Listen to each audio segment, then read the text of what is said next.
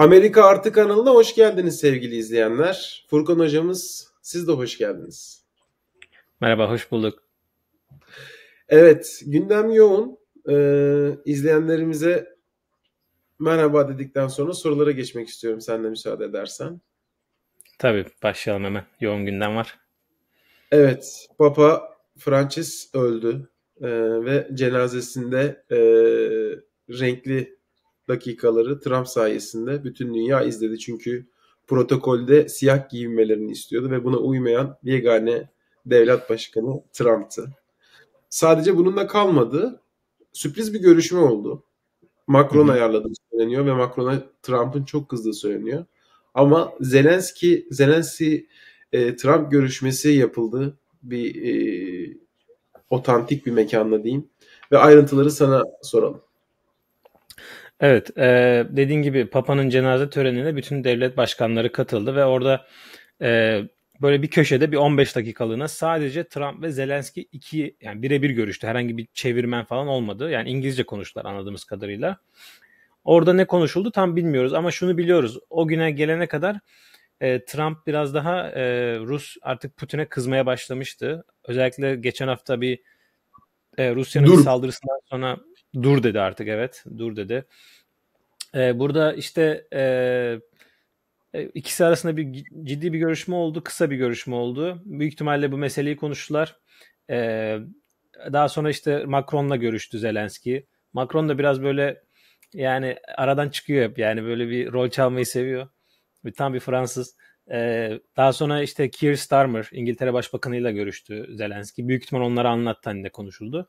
Biz tam ne konuşulduğunu bilmiyorduk. Herhalde bugün belli oldu ama bugün çünkü bir çarşamba günü yapıyoruz yayını biz, çekiyoruz. Bir mineral anlaşması diyorduk. O anlaşma imzalandı Ukrayna ve Amerika arasında ve bu anlaşmaya göre Amerika Ukrayna'nın o özellikle rare earth minerals dediğimiz minerallerini çıkartabilecek. Onun karşılığında da Amerika Ukrayna'ya yatırımlar yapacak. Bunun içinde tabii savunma yatırımları da olacak. Yani bir nevi güvenlik garantisi tarzı bir anlaşma yapıldı diyebiliriz. Şu anda yani biraz daha Anlaşması diyebiliriz o zaman. Net, çünkü böyle bir madde konuşulmuyor. Ama içeriğinden yok. bu çıkıyor. Evet, biraz daha yani iki tarafta mutlu şu anda. Hı hı. Çünkü O zaman şöyle diyebilir Ukrayna'da miyiz? O oval ofisteki, çok özür diliyorum, öğrenmek için soruyorum. O oval ofisteki o kötü görüntünün kazasını Frances'in ölümünde Vatikan'da mı yapıldı? Çünkü orada mineral yani anlaşması imzalanacaktı. Yani biraz şöyle oldu dediğin gibi, evet. Oradaki kötü görüşmeden sonra aslında ilk kez o ikili bir araya geldi. İlk kez Papa'nın Evet. cenazesinde bir araya geldi. Orada anladığımız kadarıyla kısa görüşmede iki tarafta herhalde tekrardan masaya dönmenin mantıklı olduğunu herhalde konuştular. Çünkü gördük ki birkaç gün sonra hemen bu anlaşma imzalandı. Şu anda ticaretten sorumlu danışmanlar imzaladı. Pardon, dış ticaret bakanları imzaladı bunu. O yüzden hani Trump Zelenski oturup imzalamadı ama bakanlar imzaladı. Bu iki taraf herhalde anlaştı diye biz anladık. Demek ki Vatikan'da bu iş çözülmüş. Daha sonra da işte şimdi bu anlaşma bakalım nasıl yürürlüğe girecek, ne getirisi ne götürüsü olacak, bunu da zamanla göreceğiz. Yani Amerika ne kadar tekrardan Ukrayna'ya sahip çıkacak, bu tabii ki de herkesin kafasındaki soru. Çok tekrara girmeden tarifelerle ilgili güncellemeleri sormak istiyorum. Daha önce telefon, laptop gibi elektronik cihazları kapsam dışında bırakacağına dair açıklamalar yapmıştı Trump. Bu Hı hı. sefer de arabalarla ilgili bir konu gündeme geldi. Evet. Şimdi sen de takip ediyorsun. Bildiğin gibi GDP rakamları açıklandı. Yani gayri safi milli hasıla açıklandı ve Amerika küçüldü bu son çeyrekte. %0,3, yanlış bilmiyorsam. E, Tabii ki de Trump'a göre suçlu Biden. O yüzden küçülmüşüz, önceki başkan, ama biraz da bence farkında oldukları için bu küçülmenin sebebinin biraz da bu gümrük vergilerindeki bu belirsizlik olduğu için şöyle gene bir istisna da getirdiler tekrar. Bu %25'lik arabalara getirilen %25'lik gümrük vergisinde bir 2 yıllık duraklama gibi bir şey yaptılar. Şöyle bir karar verdiler. Hani dediler ki bu gene ham maddelerden bir alacağız ama arabaların kendisinden dediler ki vergiyi gene biz alacağız ama daha sonra siz devlete başvurup onu bizden geri alabilirsiniz. Hani vergi iadesi yapıyoruz ya biz burada. Onun gibi bir şey yapacağız dedi. Ya bu ne demek aslında? Biz 2 yıl daha süre verdik size diyor. Çünkü şunu anladı herhalde veya birisi anlattı Trump'a. Yani sen bugün gümrük vergisi, bugün yatırım yapılmaya başlansa bu fabrikalar 2-3 yıldan önce açılmaz, işlemez. O yüzden süre vermen lazım dedi herhalde birisi. Ve buna aslında beklentimiz biraz buydu. Bunu istiyordu insanlar. Yani daha doğrusu nasıl tekrardan üretimi Amerika'ya çekeriz dendiğinde bu söyleniyordu. Ve buna geldi. Bu aslında biraz da ekonomiye de bir rahatlık getirdi. Özellikle araba sanayisine. Çünkü araba sanayisi çok ilginç burada. Yani Amerika'da üretilen bir araba belki de 6-7 defa sınır değiştiriyor parçaları. İşte Kanada'ya gidiyor bir parçası, daha sonra Meksika'dan geliyor başka bir şey. Yani çok böyle birbirine bağlı bir sistem var. O yüzden o sistemde sıkıntı. Evet. Bu yüzden de bu duraklama bence mantıklı bir hareket oldu Trump açısından. Yani biraz da bence yatırımcıları da sevindirdi diyebiliriz. Ya şimdi sen söylediğin için ayrı bir programda çekeriz diye düşünüyordum ama yeri geldi, zamanı geldi. Trump'ın 100 günü doldu.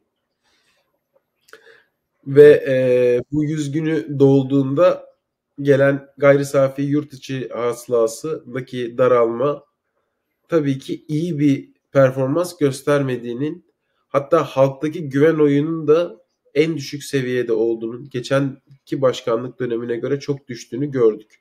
Ama şey kısmına katılmıyorum. Henüz tarifelerle ilgili alınmış önlemlerin gerçek etkileri, önce etkileri göründü yani. Önce etki dediğimiz şey borsa, yani daha likit varlıklar. Ama asıl gösterge dediğimiz şey 90 günün içerisinde görülecek ve henüz onun etkilerini görmedik. Ve bu etkiler görünmeden aklı başındaki insanlar diye tahmin ediyorum, bunları düzeltmeye çalışıyor. Yani bir çocuk gibi önce hepsini saçmayı seviyor. Daha sonra beğendiklerini tekrardan geri topluyor. Aslında hiçbir şey yapmasa da bu olabilirdi diyebilirim, yani otomotivle ilgili özellikle. Evet, yani biraz dediğin gibi duvara atıyor ne tutarsa gibi aslında bir sistem. Biraz bundan bahsetmiştik daha önce. Trump gerçekten birçok planı var ve bir an önce yapmak istiyor. Çünkü ben dediğim gibi yani önünde kalan süreyi biliyor ve ne kadar hızlı bir şey yapacağını da az çok tahmin ediyor ve bir an önce bir şeylerin olmasını istiyor ama daha da aslında uzattı süreci yani. Mesela bu gümrük vergisi veya işte üretimi Amerika'ya getirme konusunda belki de şimdi daha da uzayacak bu süreç. Çin'le daha büyük bir rekabete girilecek. E, Yani mesela şöyle yapılsaydı çok mantıklı olurdu. Baştan deseydi ki benim derdim Çin'le, o yüzden Çin'le ben gümrük vergisi savaşına giriyorum. Avrupa'yı da arkasına alırdı büyük ihtimalle o zaman. Çünkü Avrupalılar da bu konuda endişeleri var. Daha güzel bir şekilde burada bir mücadele verilirdi. Ama şimdi Avrupa'ya da baştan hadi size de gümrük vergisi koyayım, olmaz dedi. Sonra Kanada ile yapalım, olmaz falan. Yani o diğer ülkeler de şu anda Amerika'ya çok yaklaşmayı da çekince içerisindeler o konuda da. O da bir aslında Ya Trump'ın maalesef sıkıntısı. belirsizliği seviyor. Çok özür dilerim. Şaşırtmayı Belir seviyor, evet. evet, çok seviyor. Ama bunun tabii ki bir maliyeti var. Çünkü ekonomideki en önemli şey güvenilirlik yani. Güvenilirlik ve öngörülebilirlik. Bunlara çok büyük darbe vuruyor. Son bir magazinsel bir şey söyleyeceğim. Uçakta geri dönerken bir sonraki papanın kim olmasını istersiniz diye soruyorlar Trump'a. Tabii ki adaylar belli. İtalyan adaylar önde bu arada. Dipnot vereyim. Ve diyor ki ben olmak isterdim. Evet, ben de sana başka bir şey söyleyeyim. Trump'a bir gün diyorlar ki İncil'de en sevdiğin kısım ne? Cevap veremiyor. Yani o yüzden bence bence emin değilim yani. Evet. Ee, Yani evet biraz Güzel. daha biz Güzeldi. diyorduk yani Türkiye'de derler bazen siyasal İslamcılık biraz daha siyasal Hristiyanlık gibi bence Trump'ın Biraz yani öyle alkol bir. kullanmaması özellikle. Ama Evet, dürüst bir adam. Neden dürüst diyorum? Neden cenazeye katıldınız dediklerinde benim seçmenlerimin büyük bir bölümü Katolik ve ben onları temsilen gitmem gerekiyordu dedi. Evet. Evet, Ya orada biraz bunu herkes yapar ama bunu bu şekilde sadece Trump söyler Furkan. doğru. Yani Trump o konuda ağzı şeydir, yani hiç dilinin kemiği yok. O konuda haklısın. Evet, buradan gelelim Kanada seçimlerine. Kanada'da liberallerin bir başarısı var. Ve bu başarının mimarı kim? Kim? Trump. Trump. Evet. Evet, onun konuda senden daha net bilgiler alalım ama ben Şimdi kendisini tebrik ediyorum. evet, Kanada'da biliyorsun Justin Trudeau vardı. Liberal Parti'nin başındaki isim ve aynı zamanda Kanada Başbakanıydı.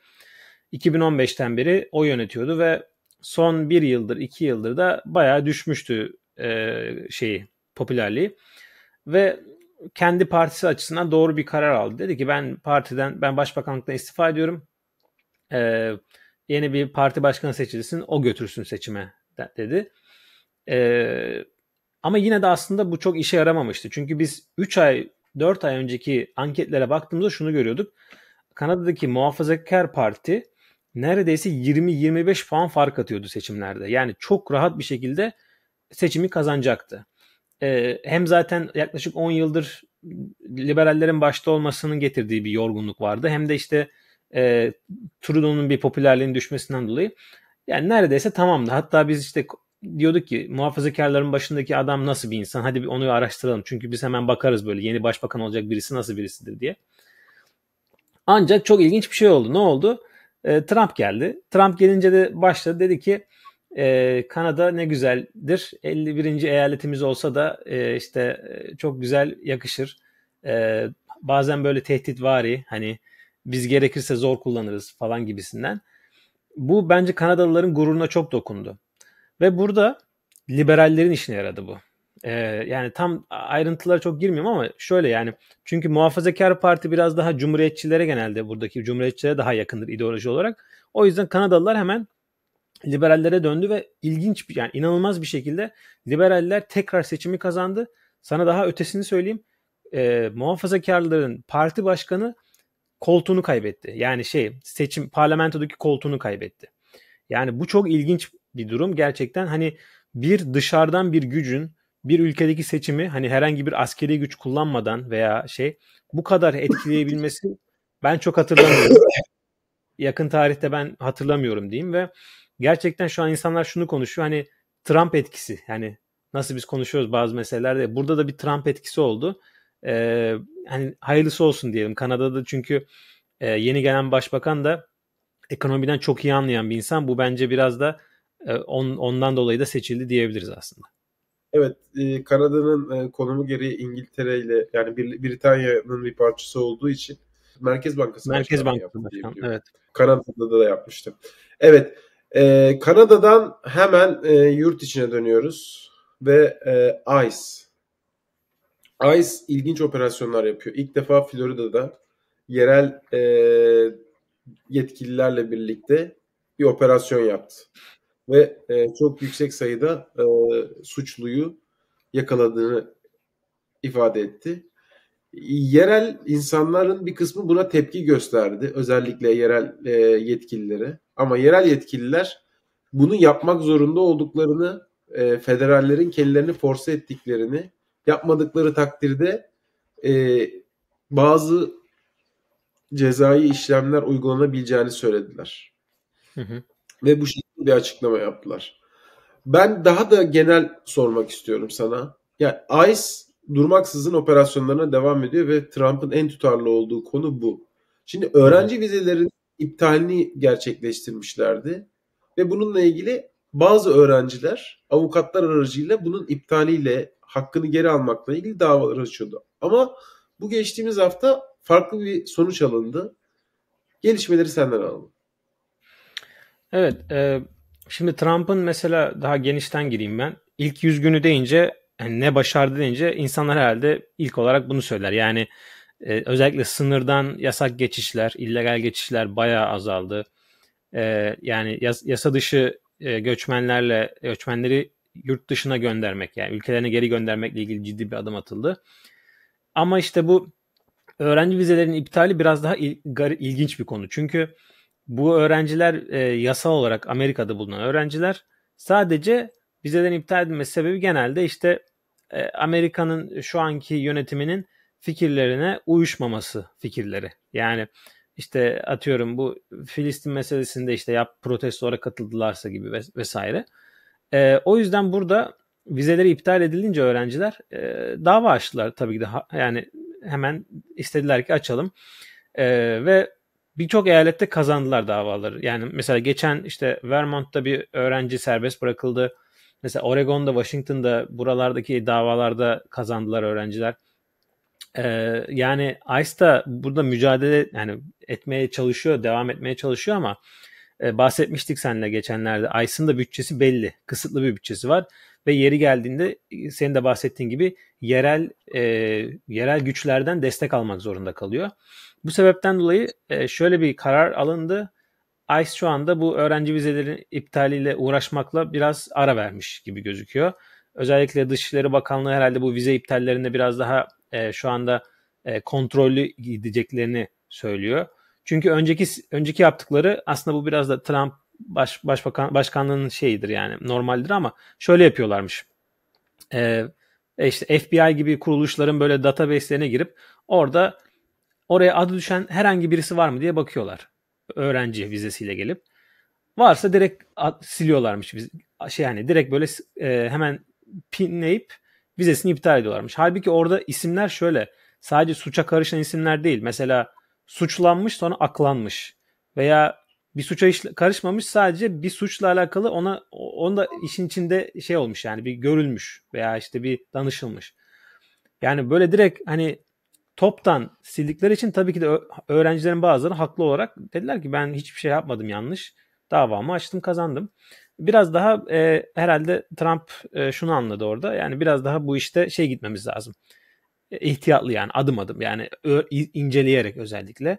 Zaten doğrusu da budur. Yani hani böyle herkesi birden gönderirsen sıkıntı oluyor. Mesela işte yanlışlıkla birisini gönderdiler El Salvador'a. Adam şimdi geri gelmeye çalışıyor falan. Biraz burada bu kaostan yavaş yavaş Bak, çıkıyoruz gibi geliyor. Evet. Yani bu kaostan yavaş yavaş çıkıyoruz. Bakalım yani bundan sonra bu gene aynı intensity'de devam edecek mi, onu göreceğiz. Öyle söyleyeyim. Evet, Musk'la kapatmak istiyorum. Ee, evet, güzel bir haber değil ama birçoklarına oh dedirtecek bir haber. Tesla yönetimi kurulu Tesla CEO'su Elon Musk'ın yerine yeni bir adaylarla ilgilendiklerine dair bir açıklama yaptılar. Biliyorsun Elon Musk da bu ayın sonunda görevi bırakıp Tesla'ya daha fazla ilgileneceğini söylemişti. Neler Evet. bekliyor olabilir bizi? Yani öncelikle bir anekdot vereyim. Dün bir Tesla gördüm. Arkasına adam bir sticker yapıştırmış. Üzerinde Elon yazıyor ve çarpı var böyle. Hani Tesla'm var ama Elon Musk'çı değilim. Hani öyle ilginç bir şey gördüm. Bu gerçekten Elon Musk efekti oldu yani. Tesla'nın stock price'ları çok düştü. Satışlar özellikle Avrupa'da yani dibe vurdu tamamen. Ve biliyorsun Amerika'nın birçok yerinde vandalizmle de karşılaştık. Yani mesela Seattle'da 3 tane falan Cybertruck yaktılar. Ee, tabii böyle şeyler olmasını istiyoruz. Ama yani bu Elon Musk özellikle yatırımcılarına ve işte bu mütevelli heyeti mi derler artık, o kuruluş, yani o baştaki gruba, Yönetim. yönetim kurulu, oradaki kurum yani herhalde istedi ki artık ya tamamen siyasete kay ya da bizle gel devam et. Çünkü biz rakamlardan hoşnut değiliz. Musk hani biraz daha tamam ben devletteki görevimi bırakacağım gibi sinyal veriyordu ama bir türlü de tam böyle kopmuyordu. Herhalde şu anda böyle bir karşılıklı bir atışma var. Yani bir yandan Musk kalmaya çalışıyor iki tarafta. Bir yandan da işte board diyor ki biz yine de birisine bakalım. Bu zaten bir galiba leak, yani tam resmi açıklama da değil. Yani görelim, burada şimdi Elon Musk büyük bir isim bu şirkette. Nasıl bir gelecek bekliyor Tesla'yı, onu da bilmiyorum. Evet. Tesla değil sadece, Amerika'da otomotiv sektörü de geleceğini düşünüyor. Otomotiv sektörü değil sadece, bütün büyük sanayi kuruluşları gelecekle ilgili bir belirsizliğin içerisinde. Ve anladığım kadarıyla etkilerini görmeseler de korkmuş bir Trump seçmeni var şu anda. Ve Trump en çok onları dikkate alıyor. Ona göre düzenlemeler yapıyor. En azından sabit fikri değil. Bu hafta bunu gördük. Zelenski Ukrayna konusunda farklı bir durumda. Ve tarifelerle ilgili de aynı şeyi yaşıyoruz. En son söylemek istediğin son sözlerini alalım bu haftalık. Daha sonra da yayına veda edelim. Ben Ee, izleyenlerden bugün rahatsız için ve sesimden dolayı özür diliyorum. Geçmiş olsun, evet, biz de bir an önce iyileşmeni istiyoruz. Diyeceğim bir şey yok. Biraz bu hafta çok aslında konu çok var ama çoğu mesele de sürekli değişiyor. Yani bugün dedik işte Trump Zelenski'ye artık yaklaştı. Belki de haftaya diyeceğiz ki Trump Putin'le tekrardan kanka oldu falan. O yüzden benim ricam, İzleyenler bizi takip ederlerse çok seviniriz ve yapılan yorumlar çok güzel oluyor. Ben gerçekten hep okuyorum ve çok memnun kalıyorum. Burada bize de hani nasıl bir konu konuşmalıyız diye bize de konular çıkıyor. Ben teşekkür edeyim herkese, izleyenlere, ve haftaya tekrardan görüşmek üzere diyelim. Görüşmek üzere. Bizi izlediğiniz için teşekkür ederiz.